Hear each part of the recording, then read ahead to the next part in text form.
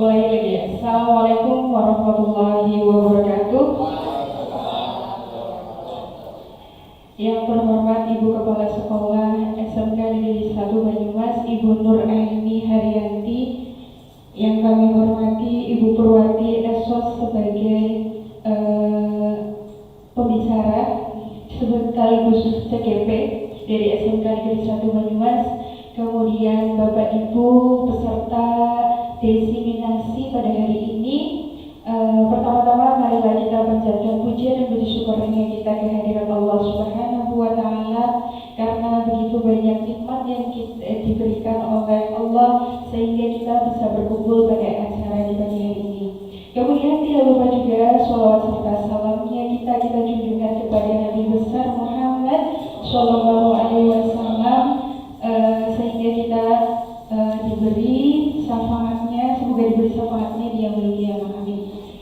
Kemudian izinkan saya di sini sebagai pembawa acara untuk menyampaikan susunan acara pada kegiatan desiminasi pada pagi hari ini. Kegiatan yang pertama adalah pembukaan, kemudian langsung kepada acara intinya yaitu desiminasi yang pada pagi hari ini temanya adalah budaya positif. Budaya positif tentunya yang akan disampaikan oleh Bu Purwati Esos tentunya nantinya akan memiliki dampak positif untuk kita agar kita memiliki interaksi yang lebih baik lagi, lebih positif lagi, sehingga bisa mencapai visi dan misi dari sekolah kita. Kemudian nanti setelah itu bisa kita ajarkan tanya jawab bagi Bapak Ibu yang ingin bertanya kepada Bu Purwati Esos, nanti diperkenankan. Setelah itu acara terakhir adalah penutup. Bapak dan Ibu semuanya, marilah pertama-tama kita buka acara pada pagi hari ini dengan bacaan basmalah bersama. Bismillahirrahmanirrahim. Kemudian meningkat acara yang kedua, acara yang kedua kita langsung ke acara intinya adalah sosialisasi atau desiminasi dari Bu Purwati selaku CGP dari SMK Negeri 1 Banyumas. Kepada Bu Purwati kami persilakan.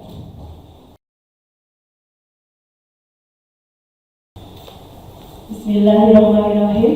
Assalamualaikum warahmatullahi wabarakatuh. Waalaikumsalam warahmatullahi wabarakatuh. Semangat pagi ya Bapak Ibu. Luar biasa ya. Terima kasih yang saya ucapkan. Pertama-tama ini luar biasa sekali Bapak Ibu bersedia untuk memenuhi undangan saya untuk menyampaikan beberapa materi ya tentang budaya positif ya.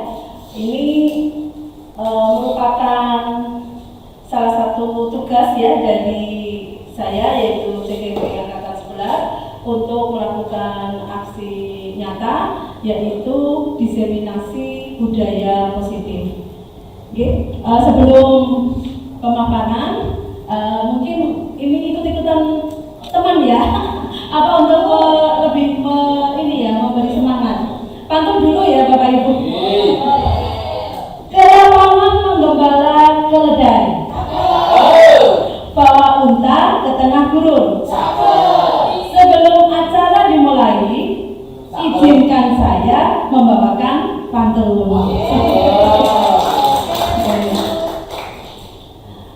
Tujuan pembelajarannya di sini adalah guru dapat menghayati pentingnya budaya positif dan penerapannya untuk mempertebal karakter murid dalam mewujudkan pelajar berprofil Pancasila.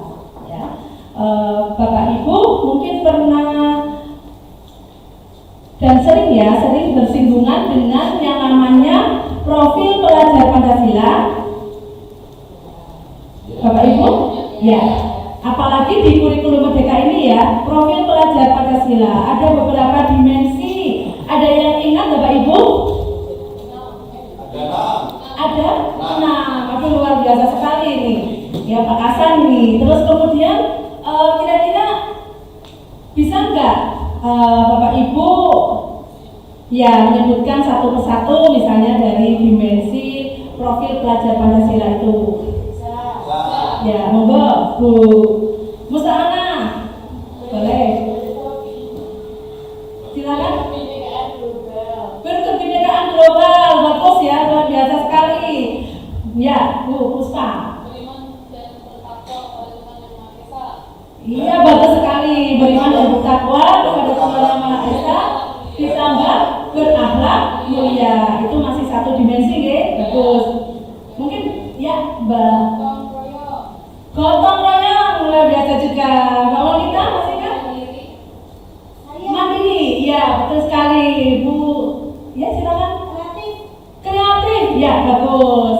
Mungkin Bu Prasna ini angkat banget ini.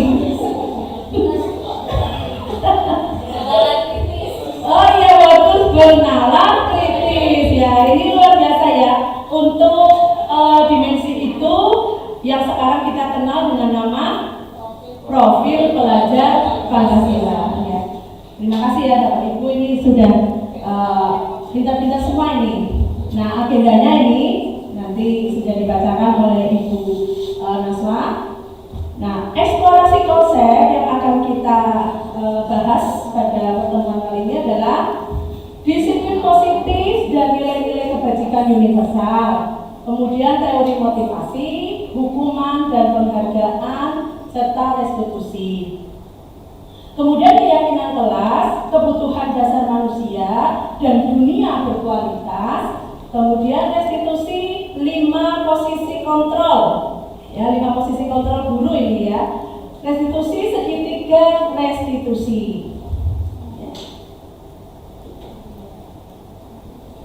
Yang pertama kita masuk dulu tentang disiplin positif dan nilai-nilai kebajikan. Mungkin Bapak Ibu, saya yakin ini sering sekali ya mendengar yang namanya disiplin begitu ya. Seperti apa sebenarnya disiplin, terus kemudian nilai-nilai kebajikan juga sering sekali ya. Saya yakin Bapak Ibu ini semuanya paham. Mungkin Pak Arif, monggo menurut Pak Arif, disiplin itu sebenarnya apa ya, monggo Pak Arif? Disiplin itu adalah sesuatu yang sudah ditentukan dan itu menjadi persyaratan kita untuk menggapai sesuatu. Ya, bagus sekali ya. Menjadi persyaratan untuk menggapai sesuatu yang sudah ditentukan. Oke, terima kasih. Kemudian, monggo ada yang lain? Ya. Disiplin itu sikap dan perasaan peka terhadap nilai-nilai yang sudah ada di lingkungan kita, baik nilai sosial atau nilai agama yang berlaku di daerah. Oh iya, bagus sekali. Ya ini Bapak Ibu guru ini luar biasa ya. Berikan aplaus untuk kita nih. Luar biasa ini. Ya, sering sekali kita bersinggungan tentang disiplin positif, kemudian tentang nilai-nilai kebajikan ya. Sudah tidak mempunyai segala lagi ibaratnya seperti itu. Saya yakin Bapak Ibu tentunya sering sekali bahkan mungkin sudah menerapkan dalam keseharian atau kebiasaan dalam kehidupan sehari-hari. Kemudian di sini ternyata kita itu ada perubahan paradigma ya Bapak Ibu. Jadi di sini ada gambar di situ tangan yang mengepal, ya. Kegiatan kepalan tangan ada A dan B, Anda dan teman Anda. Misalnya saja di sini sobeklah secari kertas kecil, tuliskan benda atau sesuatu yang sangat berharga untuk Anda. Letakkan di salah satu tangan Anda dan genggam benda atau sesuatu tersebut dengan segala daya. Buatlah sebuah kepalan, ya. Nah, teman Anda atau B di sini akan mencoba dengan sekuat tenaga dengan berbagai cara untuk meminta Anda memberikan benda tersebut. B bisa membujuk, mengancam, menghardik, merayu, menyuap apa saja agar dapat membuka kepalan tangan Anda. Kan tadi dengan berbagai cara ya. Nah, kalau seperti itu apa yang akan terjadi kira-kira Bapak Ibu? Misalnya Bapak Ibu dengan teman Bapak Ibu ya, Bapak Ibu ya dengan sesobek kertas ya mungkin apa tulisannya apa di situ digenggam, diibaratkan sebagai sesuatu itu ya di kepal gitu ya, dengan berbagai cara teman Bapak Ibu itu berusaha untuk membuka. Kira-kira apa yang akan terjadi? Gelut, Bu. Oh, gelut. Gelut. Terus mungkin dari Bu Marifa ini gelut katanya yang akan terjadi.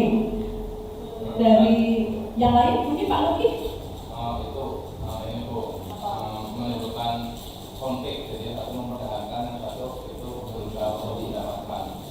Menimbulkan konflik, yang satu bertahan, yang satu berusaha untuk membuka ya. Bagus ya jawabannya. Terus kemudian ada lagi mungkin tambahan Bapak Ibu? Mungkin dengan dialog tertentu bisa melunakkan hati dengan bahasa hati. Bisa genggamannya itu ditunjukkan. Iya. Jadi genggamannya itu di Artinya tidak dengan kekerasan. oh ya. Iya, itu yang iya. Nah ini tadi dengan menyuap, merayu, tapi ya tidak tergoda rayuan ternyata ya. Bagus ya Bapak Ibu, terima kasih, ini luar biasa sekali ya.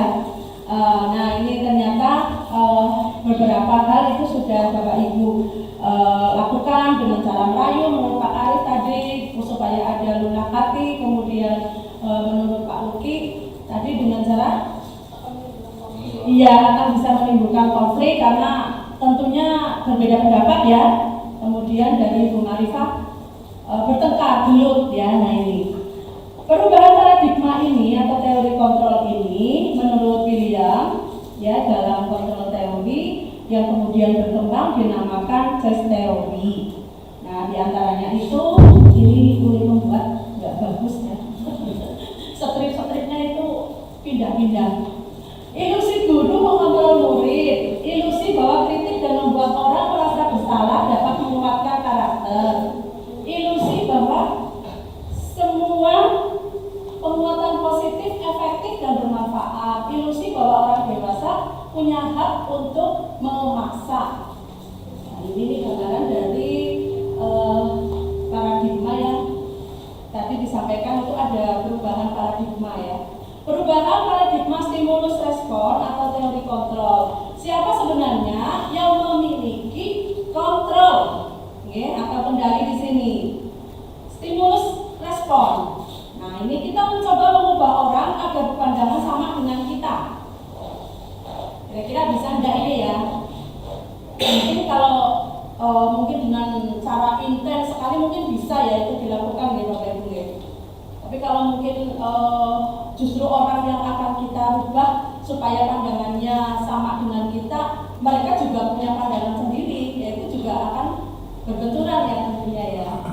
Nah, kita berusaha memahami pandangan orang lain tentang dunia.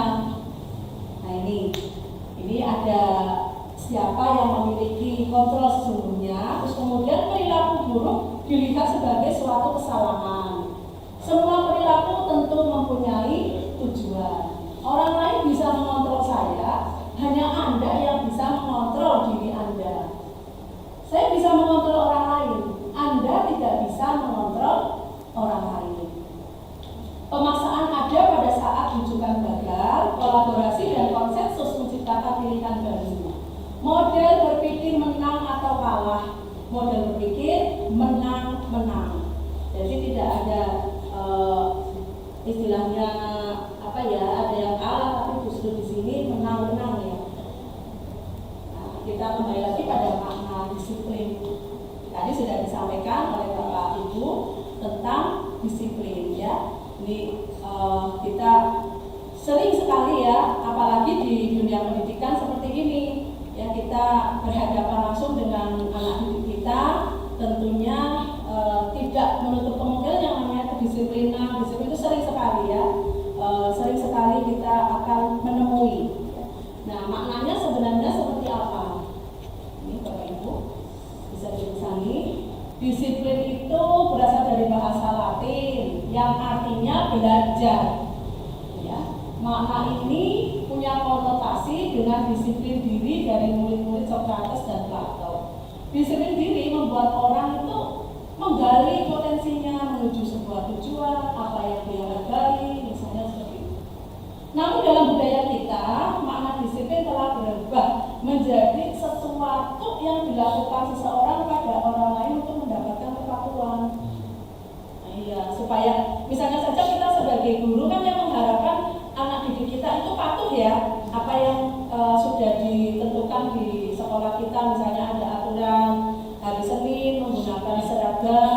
ya OSIS begitu ya, putih abu-abu.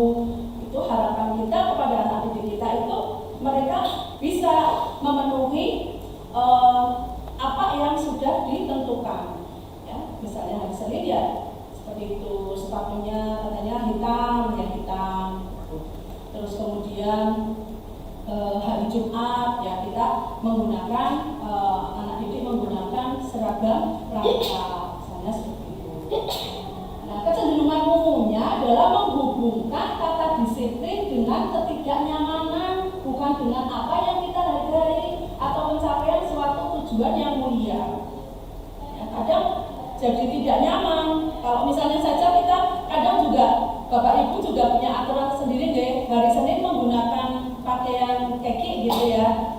Nah, itu suatu saat ada yang keliru, satu itu juga tidak nyaman gitu. Aduh, aku kok malah pakai batik ya, ini lupa tanggal, lupa hari gitu. Misalnya seperti itu, jadi munculnya tidak nyaman. Bukan dengan apa yang kita hargai atau pencapaian dari suatu tujuan yang lebih mulia. Nah, kalau nilai-nilai kebajikan, Bapak Ibu ini mungkin bisa menyampaikan pendapatnya. Bu Prajina, monggo.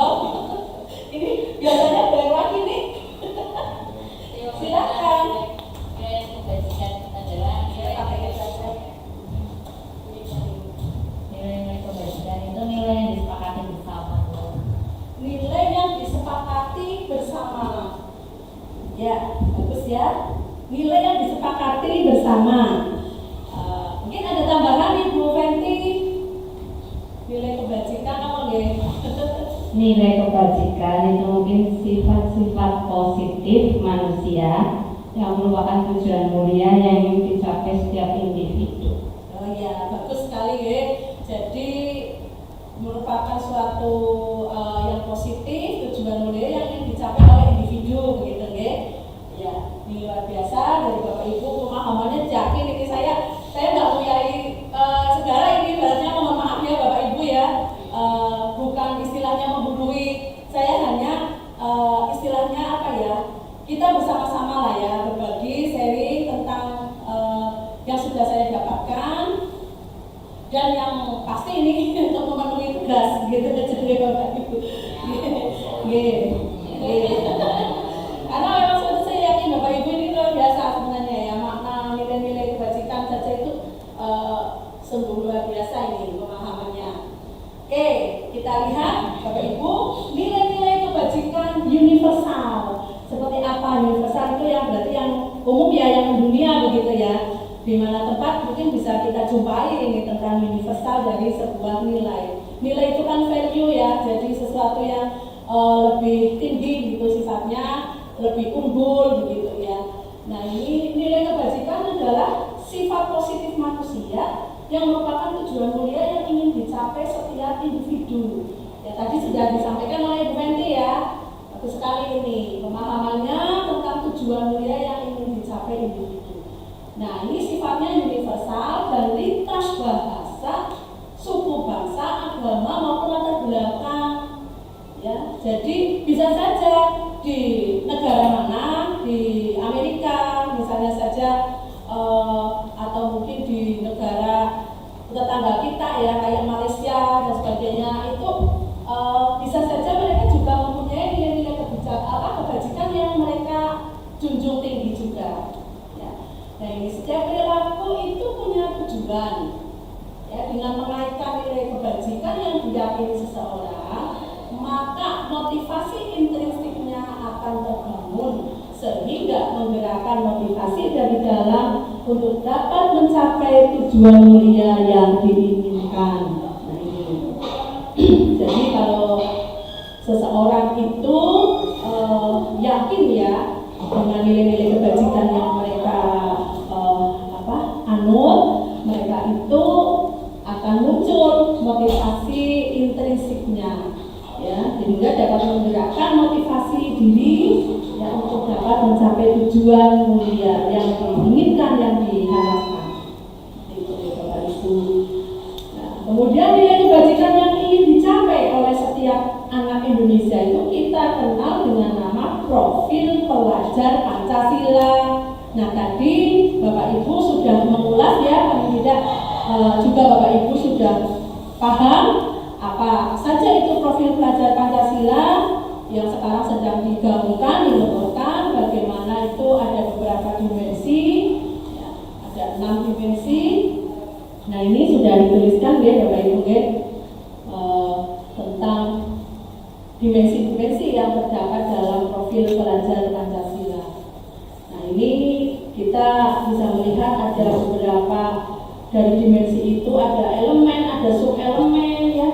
Misalnya saja bagaimana kita itu berupaya menumbuhkan pada anak didik kita itu nilai-nilai yang sudah ada itu ditumbuhkan. Supaya apa? Supaya anak-anak itu muncul nanti motivasinya dalam diri setiap anak didik kita ya. Nah, kita selalu tidak segan-segan ya, misalnya saja dalam pembelajaran itu disisipkan apa saja itu profil pelajar Pancasila. Misalnya saja mereka bergotong royong di sini bisa dengan melakukan kerjasama yang dilakukan pada saat pembelajaran apa saja, misalnya dengan diskusi. Kemudian mereka disodori beberapa misalnya tugas LKPD di situ ada materi-materi yang membutuhkan mereka untuk berpikir lebih kritis ya, untuk menyelesaikan soal ataupun tantangan yang ada, sehingga anak-anak itu lebih lebih tergali untuk bagaimana ini bisa menyelesaikan misalnya sebuah kasus atau sebuah masalah dengan cara misalnya saja tidak bisa dilakukan sendiri, dengan diskusi kelompok. Nah, ini penerapan nilai-nilai kebajikan ya di SMK 1 Banyumas ini. Foto yang pertama itu adalah anak-anak ketika saya minta anak-anak untuk membuat sesuai dengan penerapan dari sila-sila Pancasila, itu anak-anak berbagi kasih dengan mengunjungi panti asuhan atau mungkin juga panti jompo begitu ya. Mereka sebelumnya sudah mengadakan koin begitu, mengumpulkan koin untuk diwujudkan dalam bentuk bantuan ya, untuk sekedar disampaikan kepada yang membutuhkan. Ini kunjungan ke panti asuhan di Banyumas. Terus kemudian anak-anak saat bekerja sama, bergotong royong ya dalam kegiatan P5 ya di sini.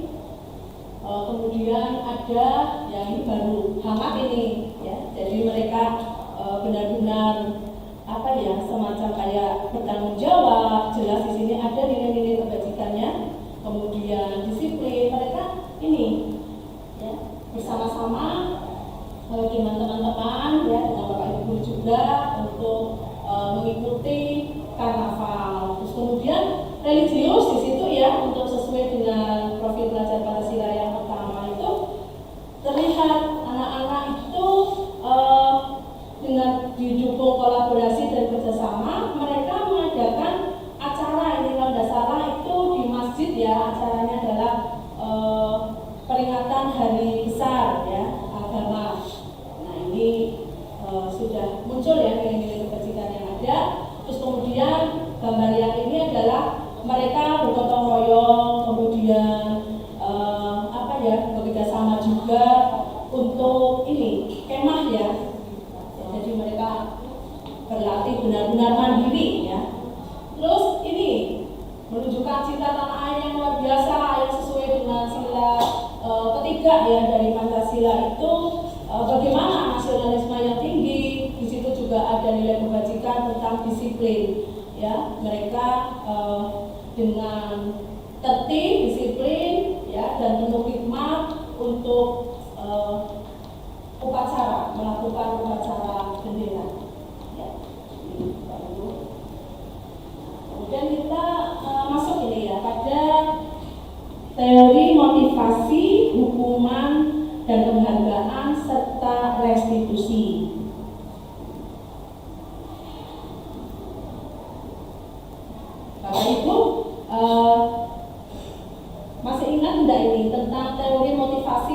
perilaku manusia ini. Apa saja ini?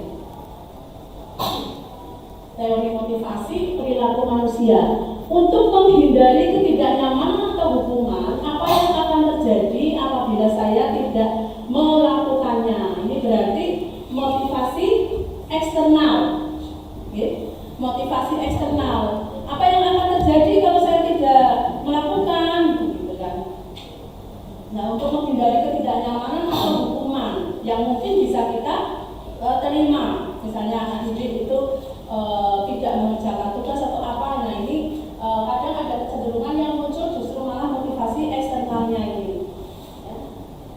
Ada rasa tidak nyaman. Kemudian selain itu untuk mendapatkan imbalan dari orang lain atau institusi, apa yang akan saya dapatkan apabila saya melakukan? Nah ini, karena kita itu bertindak senangnya itu apa ya? Kalau ada iming-imingnya ya, ada iming-imingnya begitu. Ini sudah maksudnya pada motivasi eksternal. Jadi kalau tidak ada imbalannya, sorry teman gitu. Bahasanya ya. Kadang betul lah, apa lah, tidak ada apa-apanya kan begitu. Nah ini kadang muncul juga di dalam diri kita bahwa sesuatu itu selalu dikaitkan dengan penghargaan atau juga imbalan apa yang nanti akan kita dapatkan. Kemudian ini ada motivasi internal, yaitu tujuan disiplin positif untuk menghargai diri sendiri. Ya, ini yang internal. Ya. Saya akan menjadi orang yang seperti apa bila saya melakukannya. Ya. Saya itu seperti apa nanti, pengennya jadi seperti apa apabila saya melakukannya. Tapi ini bukan dikaitkan dengan penghargaan apa atau embel apa, iming-iming lah, iming-iming apa yang akan saya dapatkan begitu. Ya, ini yang diharapkan ini. Jadi yang diharapkan adalah munculnya dari motivasi internal, ya. Ini harapannya seperti itu. Ini bisa lihat ini fotonya siapa ini Bapak Ibu? Ki Hajar Dewantara. Merdeka itu artinya tidak hanya terlepas dari perintah, akan tetapi juga cakap kuat memerintah diri sendiri. Jadi bukan hanya kita itu lepas dari suatu perintah, tapi muncul dalam diri kita bahwa kita itu mau jadi seperti apa tadi, seperti tujuan dari disiplin positif. Tadi kita sudah sampaikan di depan. Pemikiran konsepsi keteladanan, ya ini dari bukunya Ki Hajar Dewantara. Dihukum oleh penghargaan, maksudnya bagaimana ini Bapak Ibu? Bahwa penghargaan berlaku sama dengan hukuman. Ya. Dalam arti meminta atau membujuk seseorang melakukan sesuatu untuk memenuhi suatu tujuan, ya, dari orang yang meminta atau membujuk. Jadi dorongannya eksternal, bukan internal lagi, ya. Karena ada harapan nanti kalau saya membantu orang itu, saya melakukan seperti yang diminta seperti itu, kita akan mendapatkan imbalan, dapat penghargaan, dapat pujian. Itu harapannya seperti itu. Ini jadi sama seperti hukuman. Kalau tidak ada imbalan, tidak ada iming-iming, sudah dapat dipastikan tidak akan melakukan, kan begitu deh. Nah ini yang diharapkan mulai dikikis, karena sebenarnya tujuan dari disiplin positif itulah yang sebenarnya bisa sedikit ya mulai ditumbuhkan, ya, motivasi intrinsik atau motivasi internal. Nah ini dorongannya eksternal, ada faktor ketergantungan, beberapa dampak dari pemberian penghargaan. Ini menurut Alkitab ya.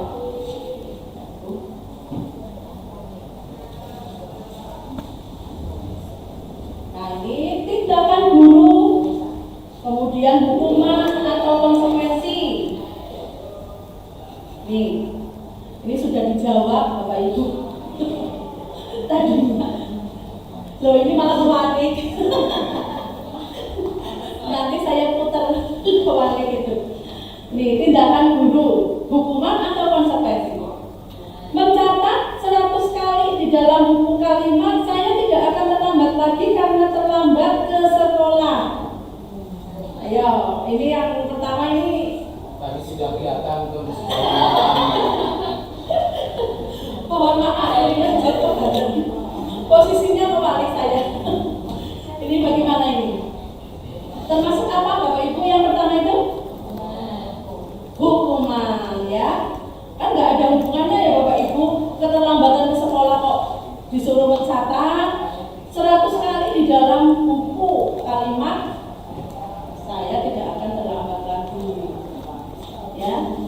Berarti ini masuk pada hukuman. Kemudian kalau lari mengelilingi lapangan basket 2 kali karena terlambat hadir di sekolah, ini hukuman atau konsekuensi? Dia lari keliling lapangan basket 2 kali terlambat ke sekolah, hukuman. Nah, murid diminta untuk push up 15 kali karena tidak menggunakan masker ke sekolah. Menggantikan kertas tugas teman yang telah dicoret-coret. Ya. Membersihkan tumpahan air di meja tulis karena tersenggol pada saat belajar. Murid disuruh untuk mengenakan sepatu seharian di sekolah karena tidak mengenakan sepatu hitam. Mengenakan sepatu seharian di sekolah karena tidak mengenakan sepatu hitam. Iya, mungkin ini tulisan itu jadi kayak gitu. Diikhlaskan aja. Lari mengelilingi lapangan basket 2 kali karena terlambat 10 menit untuk pelajaran PJOK. Karena terlambat 10 menit, konsekuensinya dia itu kan keliling lapangan untuk menggantikan dia terlambat pelajarannya sesuai PJOK. Sampai PKN ya. Malah seperti itu. Push up 100 kali. Ini konsekuensi.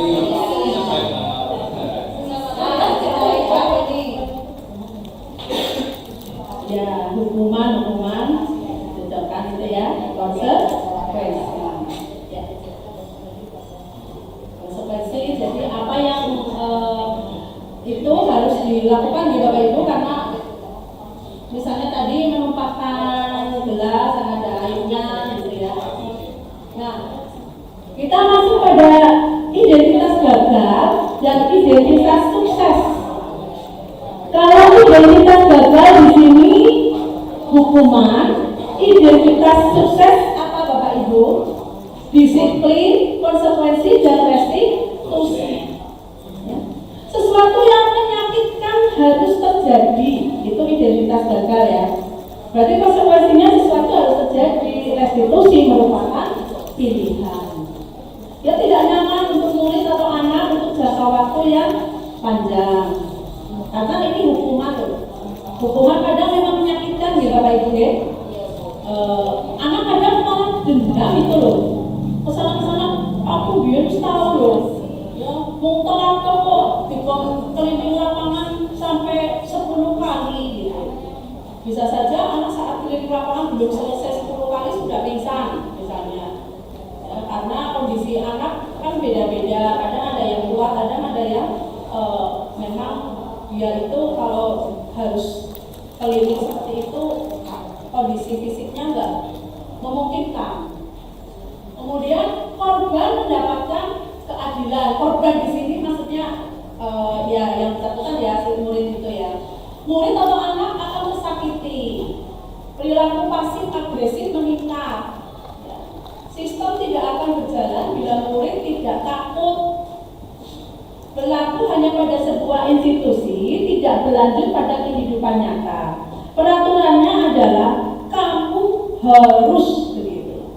Biasanya kamu harus ya, mengenakan seragam apa, atau mungkin kamu harus sampai sekolah jam berapa, kamu harus ya mengerjakan tugas apa gitu, intinya pokoknya harus gitu ya. Murid atau anak membenci peraturan, ini negatif. Nah kalau yang netral itu konsekuensinya. Nah restitusi itu positif maksudnya, disiplin positif. Konsekuensi itu sesuatu harus terjadi tidak nyaman untuk murid atau anak untuk jangka waktu yang pendek. Korban bisa diabaikan, murid atau anak dibuat tidak nyaman. Penguatan hanya bertahan dalam jangka waktu yang pendek. Memerlukan monitoring dan supervisi, membantu penerapan mengikuti peraturan di dalam masyarakat. Apa peraturannya? Gitu kan. Ini berarti pertanyaan yang biasanya bukan hukuman ya. Mampukah kamu melakukannya? Terima kasih. Misalnya diawali seperti itu, bukan kamu harus begini-begini. Ya ini sudah masuknya pada hukuman. Murid atau anak menghormati peraturan. Nah kalau restitusi itu merupakan pilihan menguatkan untuk murid dalam jangka waktunya itu tidak sesaat tapi jangka waktu yang panjang. Murid mendapat penguatan, masalah terpecahkan, murid belajar bertanggung jawab atas perilakunya. Nah, fokus pada pemecahan masalah dalam jangka waktu yang panjang. Ini bisa diawali dengan pertanyaan, apa kamu yakin? Apa yang kamu yakini? Ya, ini berarti kalau dalam segitiga restitusi itu kan ada ya, menanyakan keyakinan. Apa yang bisa kamu lakukan untuk memperbaiki masalah ini? Murid atau anak menghormati dirinya dan orang lain. Ini yang identitas gagal, yang sebelah adalah identitas sukses. Restitusi, apa itu restitusi? Ini Bapak Ibu pernah mendengar tidak ini restitusi? Restitusi pajak. Betul Pak Ari. Saya sudah pernah mendengar itu restitusi pajak. Pengampunan ya, berarti mungkin mengambil dari kata-kata yang seperti itu ya. Oke. Jadi Bapak Ibu sadar misalnya ya dapat terlihat di sini restitusi adalah proses menciptakan kondisi bagi murid untuk memperbaiki kesalahan mereka. Nah, itu tadi ya pengampunan pajak begitu ya Pak Arif ya.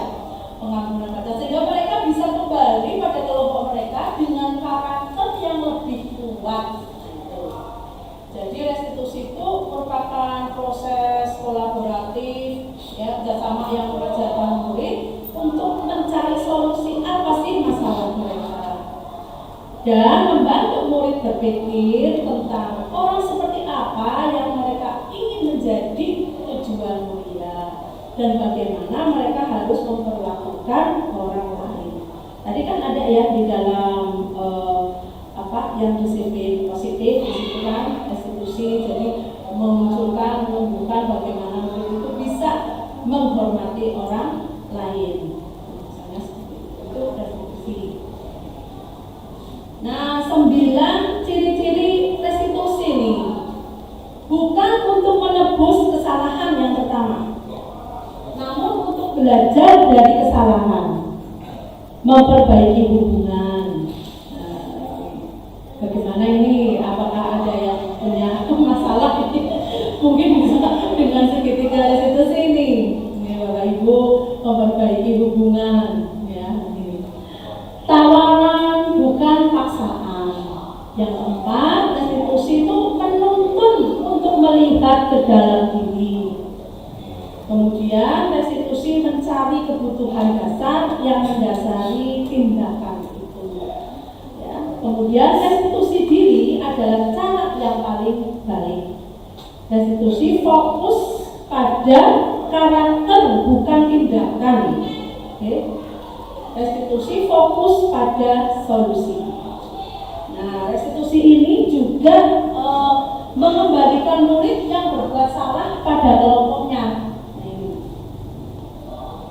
Jadi Bapak Ibu bisa melihat ya, bukan untuk menebus kesalahan tadi kan seperti pengertiannya, pemahaman dari restitusi itu jadi kayak pengampunan, kayak memperbaiki ya. Nah ini ciri-cirinya itu diantaranya adalah bisa memperbaiki hubungan.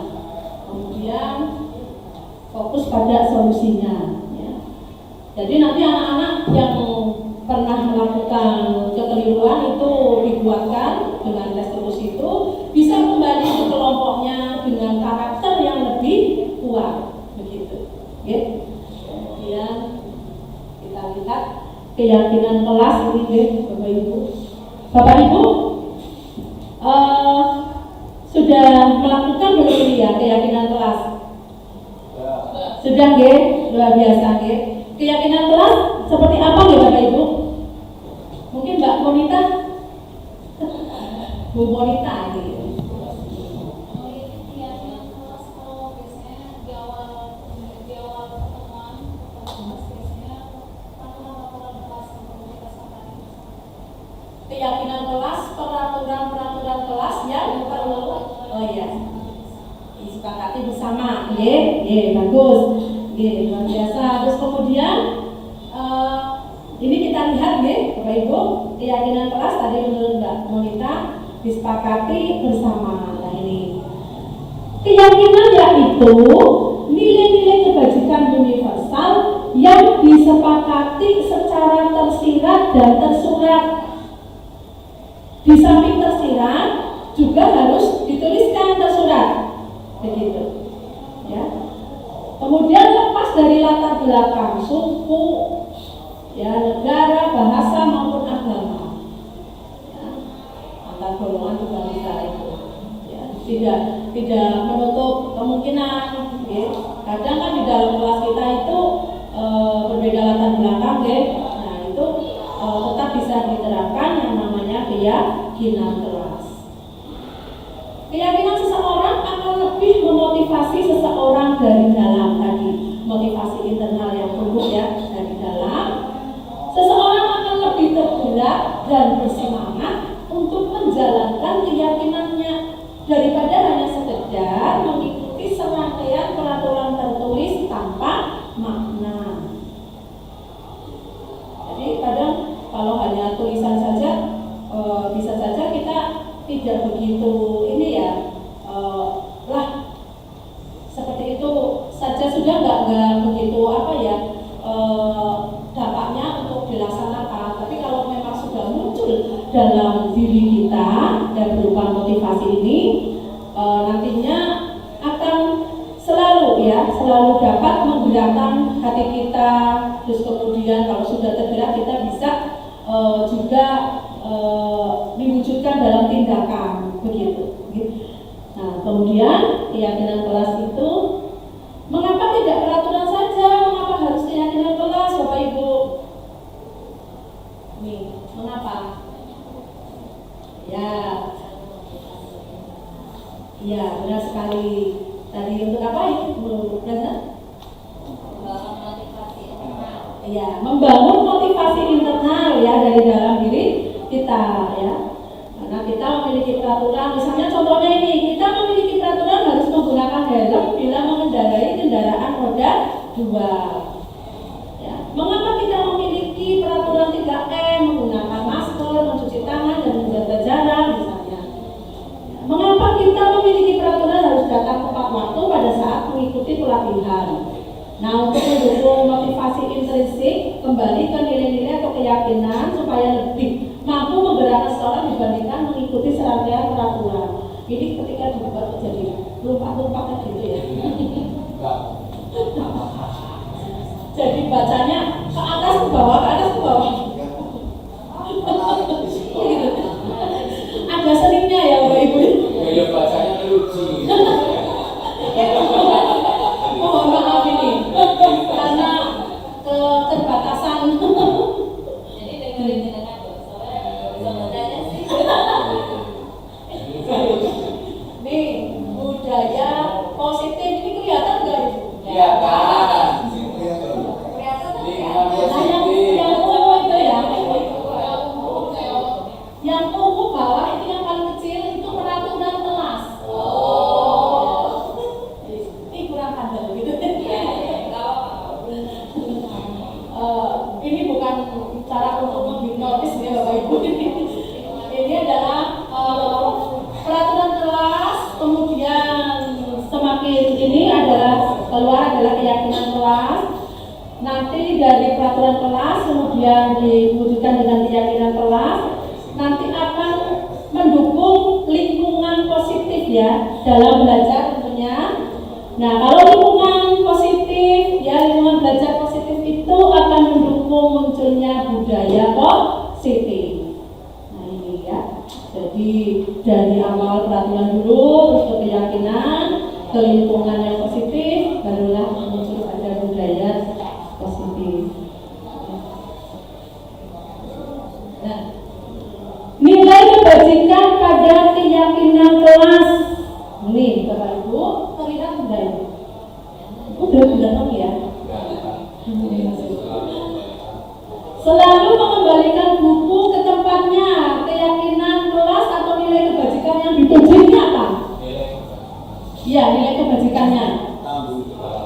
Tanggung jawab, betul sekali Pak Hasan ya. Nah, luar biasa.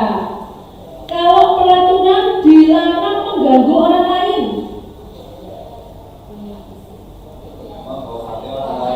Menghormati, ya, saling menghormati orang lain. Kalau hadir di sekolah 15 menit sebelum pembelajaran dimulai, disiplin. Dilarang melakukan kekerasan. Nilai kebajikannya apa ya? Keselamatan. Keamanan juga bisa ya? Ya, keamanan, keselamatan boleh. Dilarang menggunakan narkoba. Kesehatan. Betul sekali ini Bapak Ibu, luar biasa ya ini. Berikan aplaus Bapak Ibu, ini kelihatan sudah mulai semangat ya Bapak Ibu.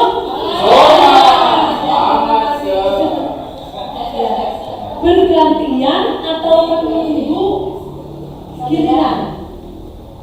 Antri. Berarti apa ini? Nilai kebajikannya? Kesabaran.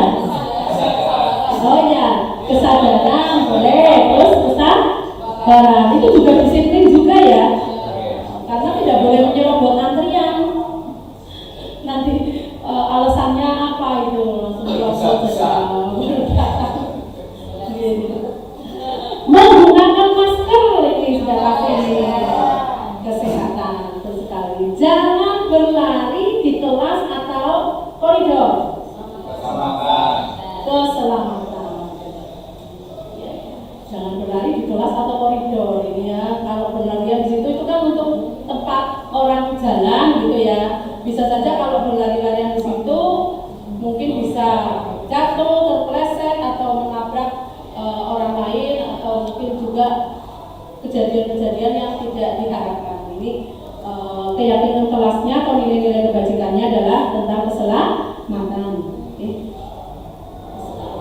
Nah ini tadi Bapak Ibu, keamanan, keselamatan ini jawabannya. Menghormati orang lain, sabar, sehat, selamat. Ya, ternyata jawabannya benar ya, Bapak Ibu, luar biasa. Terima kasih nih ya, anak didiknya hebat-hebat. Ini luar biasa. Nah, tahapan pembuatan keyakinan kelas. Yang pertama, Bapak Ibu mempersilahkan warga sekolah atau murid-murid di kelasnya ya untuk bercurah pendapat tentang peraturan yang perlu disepakati di sekolah atau di kelas. Oke. Jadi yang kedua, mencatat semua masukan para murid, warga sekolah di papan tulis atau di kertas besar, di mana semua anggota kelas bisa melihat hasil curah pendapat. Oke. Susunan keyakinan kelas sesuai prosedur pembentukan keyakinan sekolah atau kelas. Gantilah kalimat dalam bentuk negatif menjadi positif. Jadi keyakinan kelas itu kalimat yang tadi dilarang apa dan sebagainya diganti menjadi positif ya. Kemudian setelah selesai dibuat, dipersilakan meninjau ulang dan menyetujui serta menandatangani keyakinan kelas termasuk guru dan semua warga atau murid. Kemudian dilekatkan di dinding kelas di tempat yang mudah dilihat oleh semua warga kelas. Ini tahapan-tahapannya nih Bapak Ibu.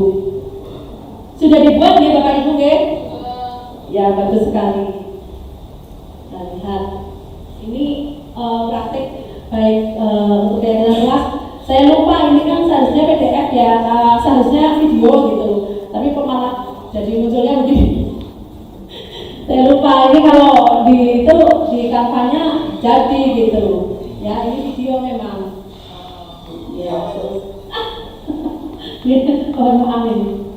Nah, yang pertama ini anak-anak tadi sesuai dengan langkah-langkah itu saling curah pendapat apa saja yang diyakini ya oleh anak murid tentang keyakinan kelas yang akan disepakati dibuat oleh anak-anak ya, tentunya bersama guru ya.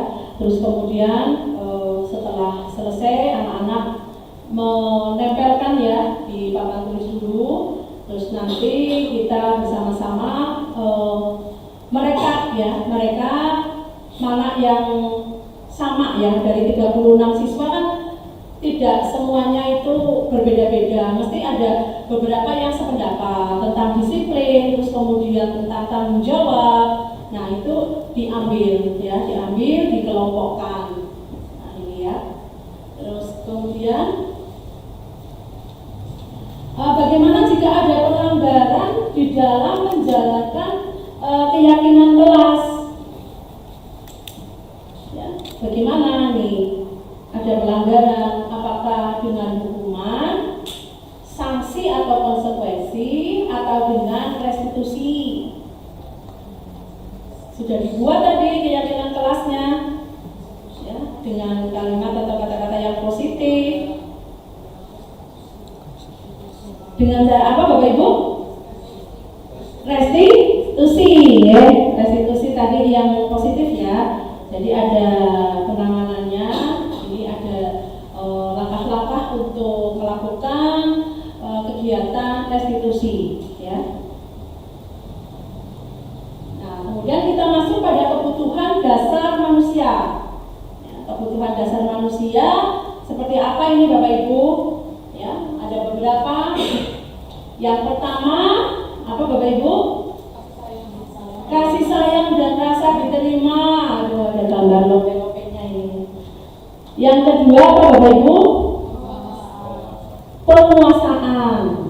Ketiga, kesenangan. Yang keempat, kebebasan. Selanjutnya adalah bertahan hidup. Ya. Ini memang sebagai manusia ya, kita itu punya kebutuhan ya yang sangat mendasar. Ternyata itu jelas sekali yang namanya orang, daripada ibaratnya suatu saat kita dihadapkan pada posisi kita itu nggak bisa makan, apa mendingan kita pakai baju bagus, Bapak Ibu? Ya mendingan bisa makan ya, bajunya yang seadanya saja, karena kalau kaitannya dengan makan yang cukup ya insya Allah kita bisa bertahan hidup nanti gitu ya. Nah, kalau sudah nanti kita bisa melangkah ke yang lainnya, misalnya kasih sayang, rasa diterima, kesenangan, kebebasan. Ini memang sudah menjadi kebutuhan dari dasar manusia ya. Nah, 5 kebutuhan dasarnya ini: bertahan hidup, cinta, kasih sayang, kekuasaan, power.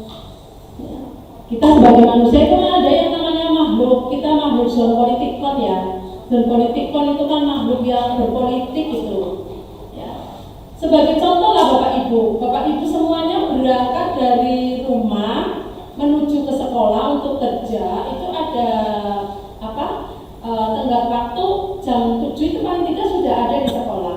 Nah, Bapak Ibu tentu dengan berbagai cara ya, entah ada yang dengan berkendara sendiri, ada yang menggunakan angkutan umum, ada yang mungkin rumahnya dekat jalan kaki. Itu semuanya sudah termasuk sebagai makhluk yang berpolitik ya. Jadi politik itu kan identik dengan power, dengan kekuasaan, ya. Jadi saat Bapak Ibu menuju berangkat ke tempat kerja saja sudah berpolitik, ini ya. Kemudian bagaimana saya bisa sampai ke sekolah tidak terlambat ya. Terus kemudian bagaimana nanti saat saya sudah di sekolah tugas-tugasnya ya terselesaikan. Itu Bapak Ibu. Nah ini sudah termasuk politik. Ya, ini kebebasan juga perlu ya. Bapak Ibu kalau misalnya saja tentang kebebasan itu atau freedom itu ya, Bapak Ibu bagaimana ini? Merasa sejauh ini ada yang merasa tidak bebas apa tidak, bagaimana ya Bapak Ibu? Apa merasa bebas semuanya? Kebebasan yang dimaksud seperti apa Bapak Ibu? Tentunya kebebasan yang bertanggung jawab ya, kebebasan yang bertanggung jawab ya. Kita sebagai makhluk sosial dan sebagainya itu tentunya ini saling berhubungan dengan orang lain itu ya tidak asal sekal PDF semerdeka sebebas mungkin. Ya. Kita ada peraturan di sana, ada hal-hal yang tidak boleh dilanggar ya. Nah ini, terus kemudian ini tadi kebutuhan bertahan hidup, cinta dan kasih sayang untuk diterima, kebutuhan pengakuan atas kemampuannya, kebebasan, kesenangan gitu ya. Nah, kemudian kita masuk pada 5 posisi kontrol dulu. Ya. Bapak Ibu, apa saja ini? Yang pertama apa Bapak Ibu? Hukum, membuat orang merasa bersalah, pemantau, teman, manajer ini yang membuat kadang kita posisinya di mana Bapak Ibu? Sejauh ini yang sudah dilakukan Bapak Ibu? Semoga menjadi teman dan manajer. Ya bagus. Kalau posisi Bapak Ibu sejauh ini sebagai penghukum bagaimana? Pernah tidak ini? Ya mungkin pernah ya, pernah dilakukan mungkin ya. Nah ini lihat Bapak Ibu, penghukum dalam hal ini guru senantiasa percaya hanya ada satu cara agar pembelajaran bisa berhasil, yaitu cara dia. Iya, patuhi aturan saya atau awas, misalnya seperti itu. Nah ini pokoknya aturannya dia gitu yang paling benar gitu ya. Kamu selalu saja salah, misalnya saja anak-anak ada yang beberapa kali terlambat pas pelajaran langsung dihakimi di depan kelas. Kamu selalu saja terlambat, ya awas ini dan sebagainya ini. Kita tidak tanya alasannya apa dan sebagainya ya.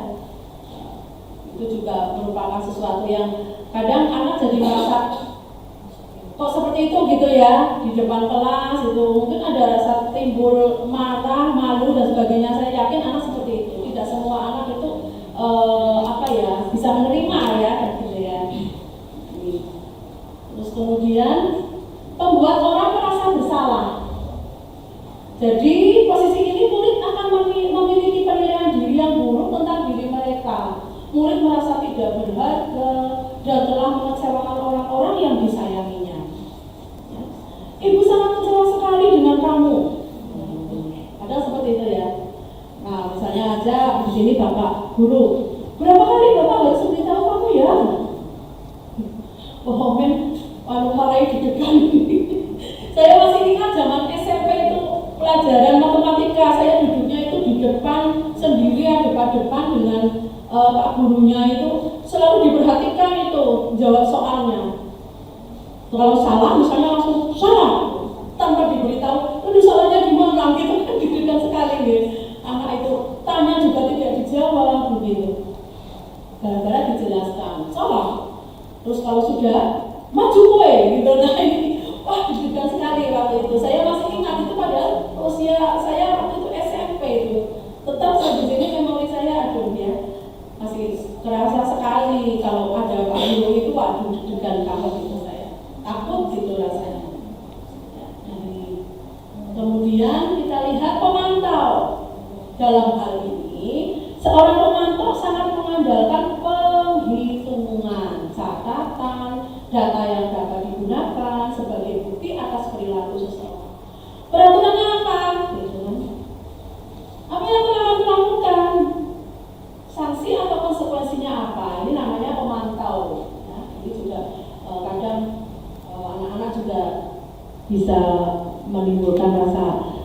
nyaman juga ya.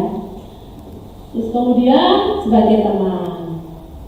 Nah ini sebagai teman sih bagus nih Bapak Ibu.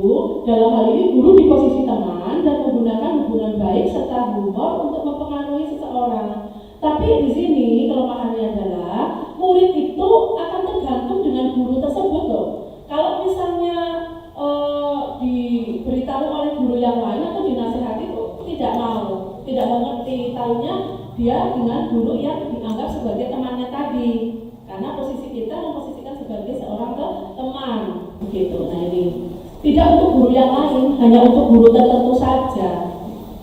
Nah ini, ayo bantulah demi ibu ya, ayo ingat tidak ini bantuan ibu selama ini. Jadi kita merasa aduh ya, kalau kita sebagai muridnya, oh iya saya ada rasa berhutang budi atau apa ya dengan bantuan ibu itu. Jadi mau diminta, diperintah dan sebagainya ya itu oleh guru tersebut.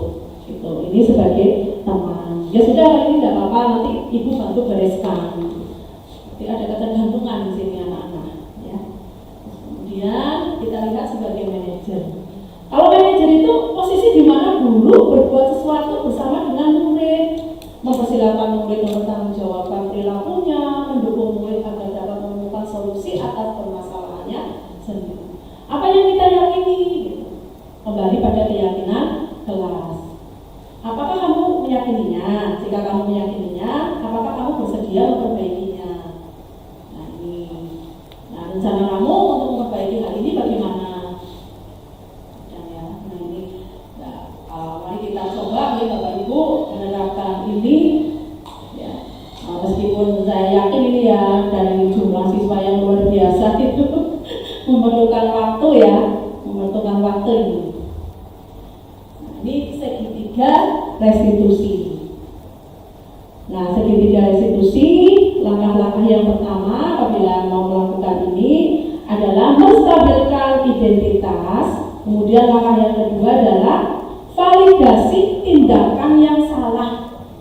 Kemudian berikutnya yang ketiga menanyakan keyakinan.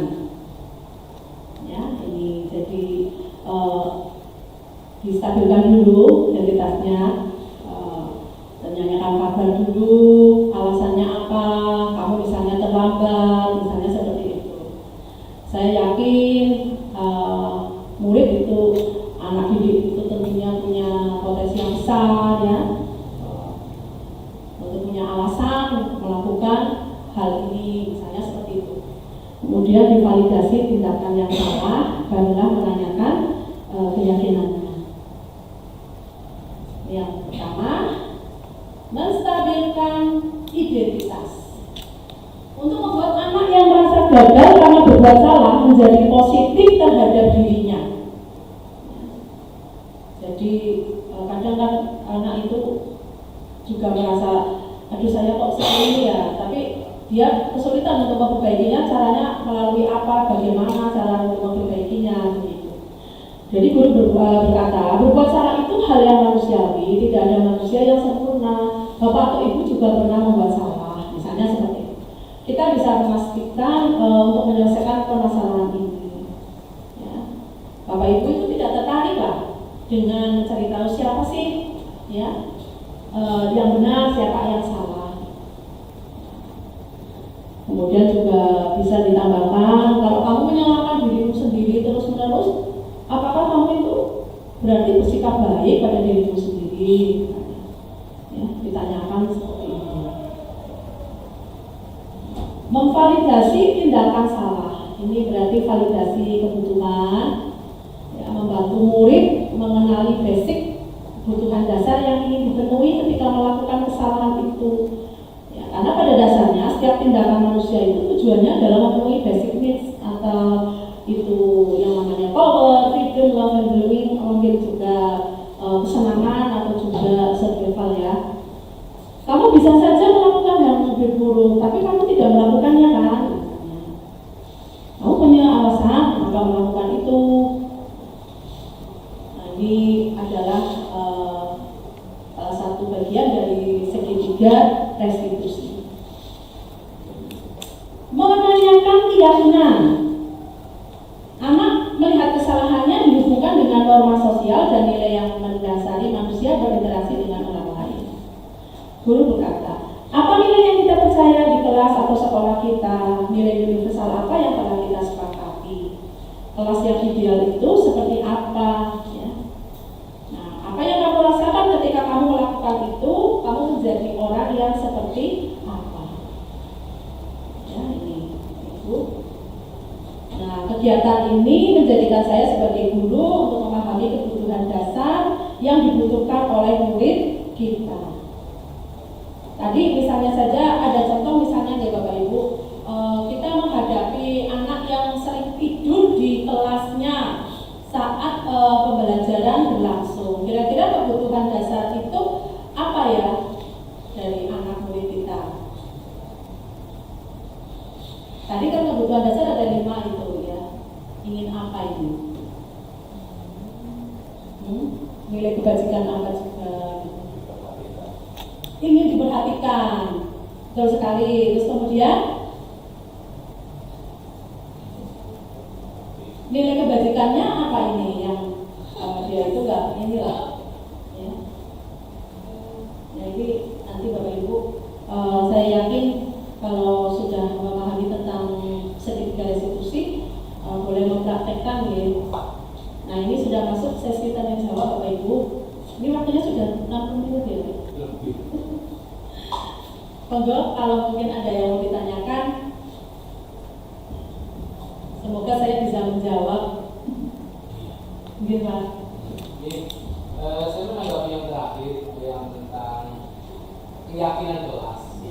Jadi tadi mungkin belum diberikan dasarnya keyakinan kelas. Untuk membuat keyakinan kelas kan tidak semena-mena langsung ya. Jadi ada mungkin yang untuk mendasari, misalnya ada tata tertib sekolah itu. Bapak bagaimana tentang konsep yang di sini, atau itu timbul langsung dari siswa yang dari situ keyakinan, atau harus ada tata tertib dulu, nanti dari tata tertib itu kita implementasikannya ke keyakinan kelas. Seperti itu pertanyaannya. Oke, terima kasih Pak Arif. Tadi sudah sedikit disinggung tentang peraturan ataupun tata tertib yang ada di sekolah kita. Saya yakin peraturan itu tadi yang lingkaran-lingkaran itu deh, ini mana ini? Nah ini kan peraturan kelas deh. Peraturan kelas itu biasanya ada kaitannya dengan peraturan sekolah juga. Kayak gitu nggih. Peraturan kelas lebih cenderung ini apa tadi kayak bukan disiplin positif. Misalnya saja seperti ini. Kita munculkan dengan maksud kalau keyakinan kelas itu memunculkan adanya motivasi intrinsik dari dalam murid, dari dalam diri murid itu. Jadi harapannya kalau misalnya saja anak-anak itu sudah berhasil membuat keyakinan kelas, tentunya sesuai dengan apa yang disampaikan oleh Pak Arif tadi, tidak semena-mena asal membuat, tapi ada peraturan yang mendasari. Ya benar, kalau misalnya saja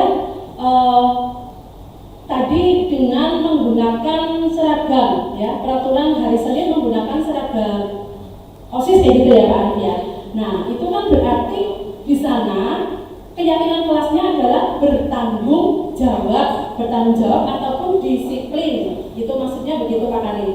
Jadi tetap tidak asal membuat, tapi di sini nilai-nilai kebajikan yang dimunculkan, nilai-nilai kebajikan dari peraturan yang sudah ada, ya disepakati yang sudah ada, dan ini dilakukan bersama antara guru dan murid di dalam kelas. Yakin bahwa kalau anak pada hari Senin misalnya tidak menggunakan seragam sesuai dengan peraturan yang di sekolah, ada kaitannya juga.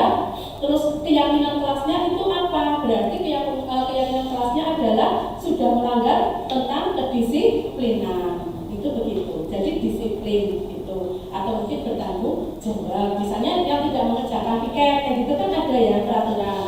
Nah itu, ini ada kaitannya. Tetap ada kaitannya Pak. Jadi ada hubungannya antara peraturan yang sudah dibuat dengan keyakinan kelas yang diyakini oleh warga, ya antara guru dan murid.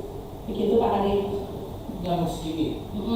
Sekarang misalnya di disiplin seragam, tapi di lain hal ini ada aturan dari dinas ini mana nih yang tidak boleh seragam nah itu menyikapinya bagaimana itu?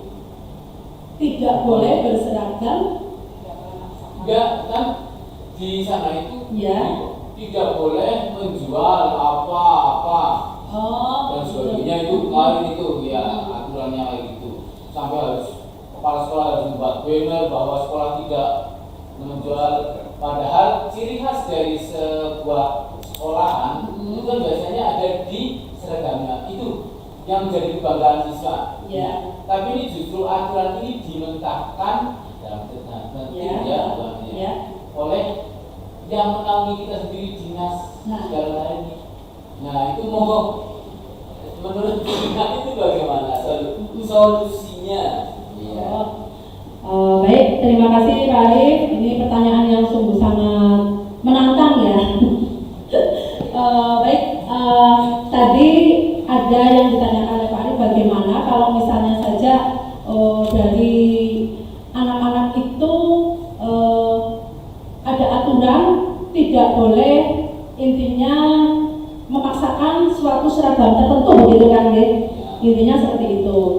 Nah ini berarti di situ sudah ada peraturannya, sudah ada peraturan yang dibuat oleh stakeholder tentunya. Nah dalam keyakinan kelas kita itu meyakini bahwa yang namanya peraturan itu dibuat tentunya supaya ada manfaatnya. Nah manfaatnya itu apa? Supaya muncul kedisiplinan, supaya muncul tanggung jawab saat mengenakan seragam. Kalau misalnya ada patokan seperti itu, kita itu juga harus mengikuti bahwa yang sudah menjadi aturan di sekolah kita itu menggunakan seragam pada hari Senin, pakaian OSIS, ya monggo. Tidak memaksakan mungkin dalam hal seragamnya itu secara detail banget harus wiro-wiro kayak depannya itu yang bagaimana atau jahitannya bagaimana.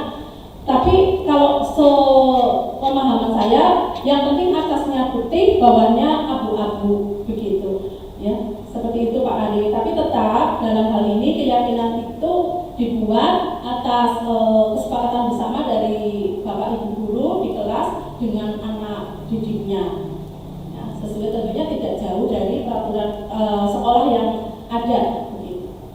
Seperti itu Pak Ari. Mungkin dari Bapak Ibu yang lain. Satu lagi Bu. Sudah habis Bu. Terima kasih. Ini malah sudah meninggali.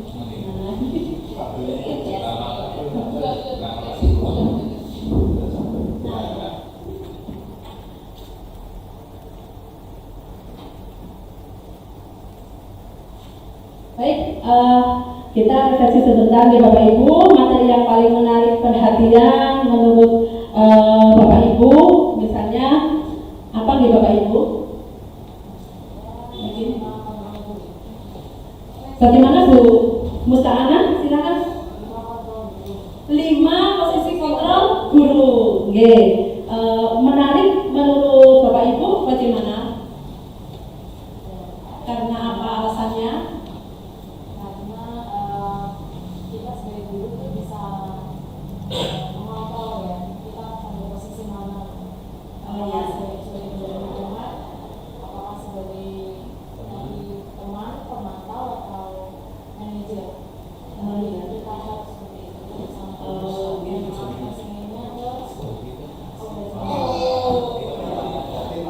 mungkin harapan guru bagaimana, apakah ingin berusaha menerapkan seperti itu menjadi guru yang bagaimana?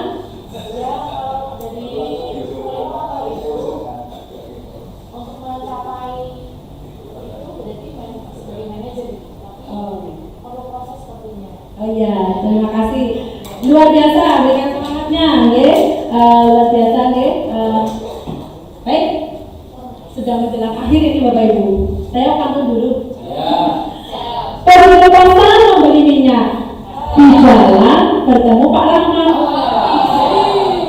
Terima kasih sudah menyimak. Semoga ilmunya bermanfaat. Terima kasih Bapak Ibu, sungguh sangat terhormat sekali saya bisa berdiri di sini. Kalau ada kekeliruan saya mohon maaf. Saya kembalikan kepada Ibu Naswa selaku pembawa acara.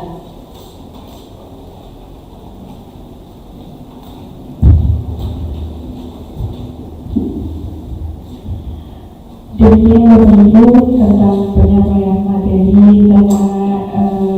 dan materi diseminasi dari Bu Purwati Eksos tentang budaya positif. Bahwasanya budaya positif itu kita yang menciptakan, ya, muncul dari paradigma kita. Bagaimana menerapkan paradigmanya kepada siswa, ya. Kemudian setelah itu adanya motivasi kepada siswanya. Kemudian di tengah itu ketika terjadi suatu pelanggaran terhadap paradigma itu, bagaimana kita memposisikan diri sebagai seorang guru. Tadi ada 5 kontrol kita sebagai seorang guru, ya, di mana nanti tidak langsung menjudge, ya Bapak Ibu, tapi kita menelusuri terlebih dahulu, ya, sampai pada akhirnya siswa bisa mencapai suatu pemahaman, itu seperti itu. Terima kasih Bu Purwati untuk materinya. Demikian Bapak Ibu untuk kegiatan pada hari ini. Jadi mari kita cukupkan dengan kita akhirkan dengan bacaan alhamdulillah bersama-sama. Alhamdulillahirobbilalamin.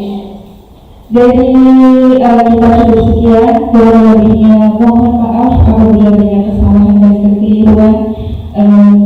Saya tutup. Assalamualaikum warahmatullahi wabarakatuh.